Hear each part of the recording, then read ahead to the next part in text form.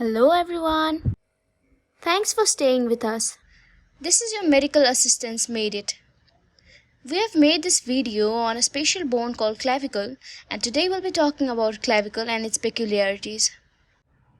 Later, on your first year of medicine, you'll surely remember us while you study the bone. You can't imagine how much your teachers are fond of asking about this question, and on your anatomy practicals too, your external will be like, "Come on, hold the clavicle and just tell me the unique characters of the bone." Clavicle is derived from a Latin word clavis, which means key, and it is called so because the clavicle resembles more or less like a key. So, how does this bone look like in real? I've kept this image from my very own college's anatomy lab specimen and under risk because my professor will kill me if he sees me posting such real pictures. Jokes apart. The bone is S-shaped. It's got a cylindrical part called as shaft and two ends. Now I suppose you remember the parts of a long bone. The two ends are the lateral or the acromial end, which is flat and articulates with the acromion process of the scapula. Now you might be feeling like, what is she babbling? But don't worry, people, we'll discuss all of it in upcoming days in anatomy lectures. Similarly, the other end is medial or the sternal end, and it articulates with the axial bone, that is sternum. So looking at the image, you can already guess which body side's clavicle it is. Yes, you're right. It's the subject's left clavicle. See, you already learned side determination of the bone. How cool is that? Have you ever thought that both of your upper limbs are attached to your body axis just by a single bone? Isn't this amazing? Now carefully think about it for a while. You must have thought about that flat bone at the back called the scapula.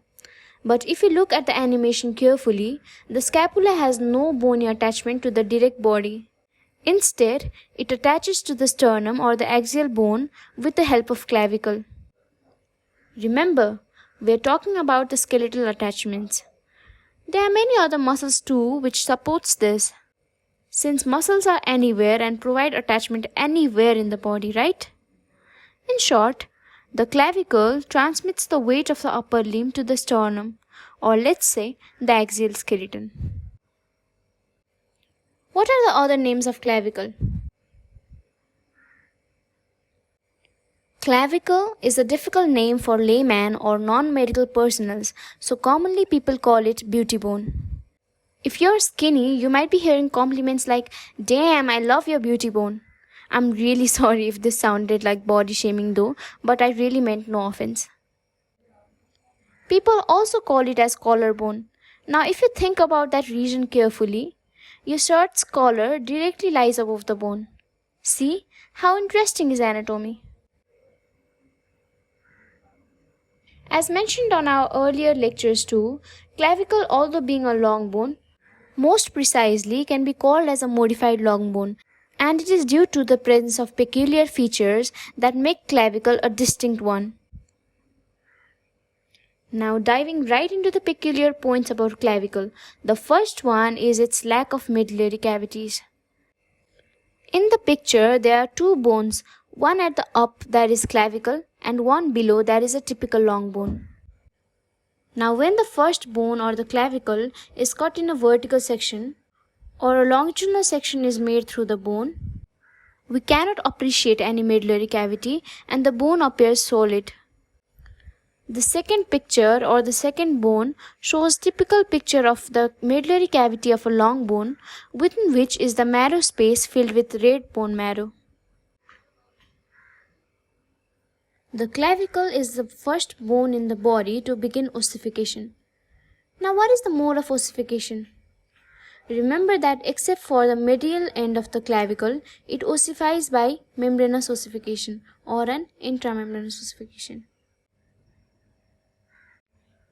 The third peculiar feature about clavicle is that it has three centers of ossification. Now I suppose you guys are aware of the centers of ossification and its type from our previous lectures on bone. You can watch our bones part 3 lecture on our channel. Now amongst the centers of ossification, Two are the primary centers of ossification and one is the secondary center of ossification, that is the epiphysis. In a typical long bone, there are only two centers of ossification, one primary and one secondary. But that's not the case of clavicle. The two primary centers appear in the diaphysis or the shaft of the bone in between 5th and 6th weeks of intrauterine life and fuse with each other at about 45th day, or let's say a few days after the 6th week of intrauterine life. Similarly, the secondary centers for the formation of medial end of the bone appears during 15 to 17th years and fuses with the shaft during 21 to 22 years of life. Occasionally, there may be a secondary center for the acromial end too, but the secondary center for the medial end has been most commonly reported. Now, on our earlier lectures of ossification, we had discussed that long bones primarily ossify by endochondral ossification, but clavicle is something different. Clavicle, even though is a long bone, it doesn't ossify from a cartilaginous model. I suppose you guys remember that I had told, except for the medial end, it ossifies in membrane. It means the medial end of the bone undergoes endochondral ossification. Now when you look at the first pic, there's mesenchymal condensation leading to a formation of fibrous membrane.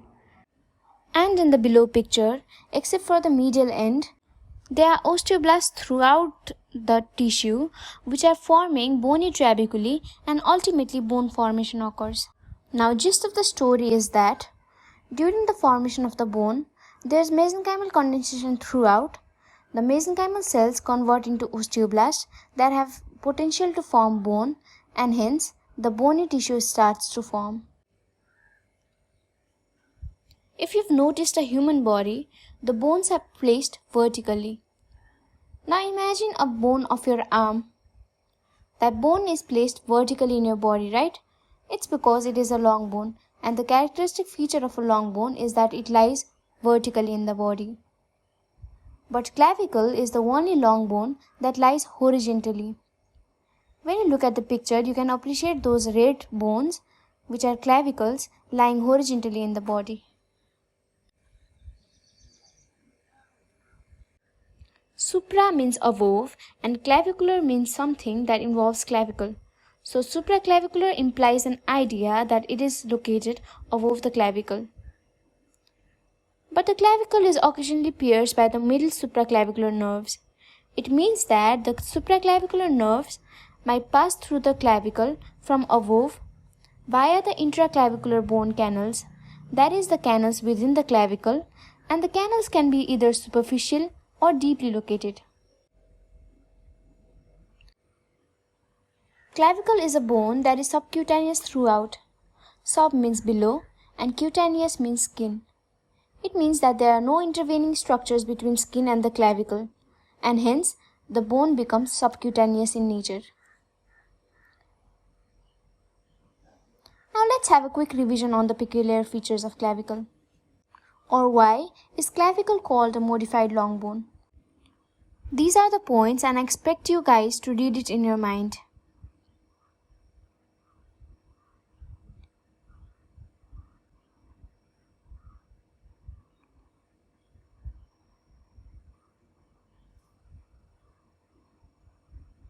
Now let's deal with some clinical conditions related with clavicle. Clavicle is the most commonly fractured long bone in the body, and clavicle fractures are most often caused by a direct blow to the shoulder. This can happen during a fall onto the shoulder or a car collision. A fall onto an outstretched arm can also cause a clavicle fracture.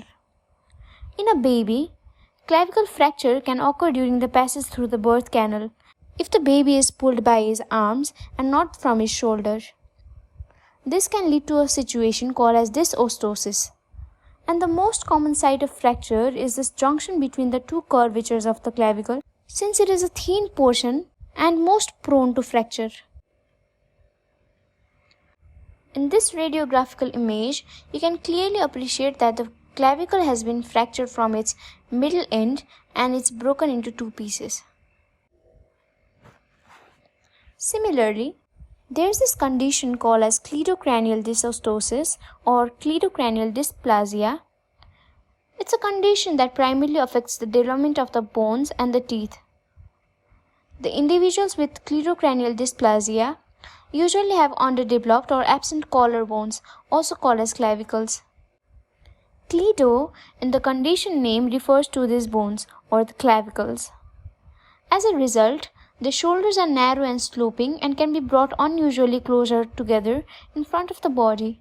And in some cases, the shoulders can also be made to meet in the middle of the body. Now if you look at the figure carefully, the clavicles are not completely absent but seems underdeveloped, and the subject shows his shoulders brought close to each other in front of the body.